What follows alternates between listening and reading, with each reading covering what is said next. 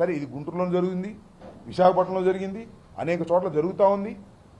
ఈ విచిత్రమైనటువంటి పరిస్థితికి చంద్రబాబు గారు ఎందుకు దిగజారిపోతున్నారు? ఒక సంవత్సరం మేము చేస్తే తర్వాత నువ్వు ఎన్నికలు పెట్టరా, దమ్ముంటే గెలుచుకో. ఈ సంవత్సరానికే కక్కుర్తిపడి నానా గడ్డి కరిచి ఈ సంవత్సరంలో నువ్వేం చేయగలుగుతావని అడుగుతా ఉన్నా. ఇది చాలా దుర్మార్గమైనటువంటి రాజకీయం నడుపుతా ఉన్నారు. ఇది మేము ఓటమిగా భావించడం లేదు. ఒక అనైతికమైన ఓటమి మాది, అనైతికమ గెలుపు వాళ్ళది, మాది న్యాయమైన ఓటమి అని మేము పరిపూర్ణంగా విశ్వసిస్తున్నటువంటి సందర్భం అని మనం చేస్తున్నాం. ఇవాళ ఇంకెంత ఉంది? సంవత్సరం కూడా లేదేమో, 10 నెలలు, 9 నెలల కోసం ఇంత కక్కుర్తి పడాలా? మళ్ళీ గెలవరాదు, మళ్ళీ పోటీ పెట్టరాదు? ఎంతమంది ఎమ్మెల్యేలు? 3, ఎమ్మెల్సీ ఒక ఆయన, ఎంపీ ఒక ఆయన, ఇంటింటికి ఎన్ని కళ్ళవాళ్ళు కప్పారు. ఇంత నైతికంగా దిగజారిపోవలసిన అవసరం ఉందా అని అడుగుతా ఉన్నా.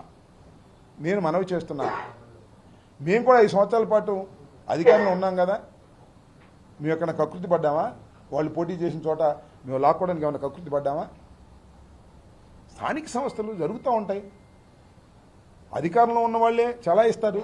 మా మేయర్ అయినా కూడా మీ కమిషన్ అడ్డం పెట్టుకుని చేశారు ఇప్పుడు దాకా. మీ కమిషనర్ని కావాల్సినవన్నీ అక్కడ వేసుకుని అలాగే రాజ్యాధికారం చేశారు కదా మీరు. ఈవెన్ మున్సిపాలిటీలో కూడా, కార్పొరేషన్లో కూడా. ఎందుకు ఇలా కకృతి పడుతున్నారో నాకు అర్థం కావడం లేదు. ఇది చాలా దుర్మార్గమైనటువంటి చర్య. దీన్ని నేను ఖండిస్తున్నా. వైఎస్ఆర్ కాంగ్రెస్ పార్టీ పూర్తిగా ఖండిస్తుంది.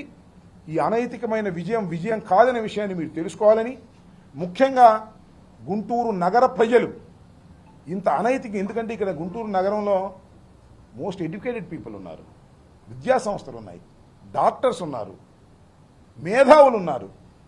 వీళ్ళందరినీ అడుగుతా ఉన్నా, ఆలోచించండి. ఇంత అనైతికమైనటువంటి విజయం వాళ్ళకి ఇంత అనైతికంగా కకృతి పడాలా? ఎందుకు ఇంత దిగజారిపోతున్నారు?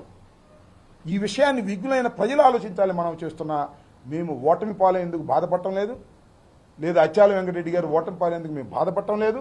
కానీ నైతికంగా నిలబడ్డాం. 25 మంది కార్పొరేటర్లు, 43 మంది గెలిస్తే 25 మంది కార్పొరేటర్లు, దానిలో గురవయ్య లాంటి ఇండిపెండెంట్గా గెలిచిన గురవయ్య కూడా మా పక్షాన్ని నిలబడ్డాడు. ఇండిపెండెంట్ గెలిచాడు. మా వైఎస్ఆర్ కాంగ్రెస్ పార్టీ టికెట్ ఇవ్వకపోతే వెళ్ళి ఇండిపెండెంట్గా పోటీ చేసి స్వశక్తితో గెలిచి ఇవాళ క్లిష్ట పరిస్థితుల్లో కూడా వైఎస్ఆర్ కాంగ్రెస్ పార్టీకి అండగా ఉన్నటువంటి గురవయ్యకి ఉన్న బుద్ధి మీకు లేదే? ఏమిటి కర్మని అడుగుతా ఉన్నా. శాశ్వతం కాదు. రాజకీయాల్లో నైతిక విలువలతో ముందుకు వెళ్ళిన వాళ్ళు శాశ్వతంగా ఉంటారు. మా పార్టీ తరఫున మా ఫ్యాను గుర్తు మీద జగన్మోహన్ రెడ్డి గారి ఆశీస్సులతో, జగన్మోహన్ రెడ్డి గారి ఆర్థిక సహాయంతో గెలుపొందినటువంటి వీరు ఈ పార్టీ వదిలి ఆ పార్టీకి వెళ్లారంటే రాజకీయంగా వారు భూస్థాపితం అయిపోయినట్టే. రాబోయే కాలంలో మనమే గెలుస్తామని కూడా ఈ సందర్భంగా మనవి చేస్తూ చివరిగా చెప్పదలుచుకుంది ఒకటే, అనైతికమైన విజయాన్ని మూటగట్టుకున్నటువంటి కూటమి ప్రభుత్వం రాబోయే కాలంలో మూల్యం చెల్లించక తప్పదు.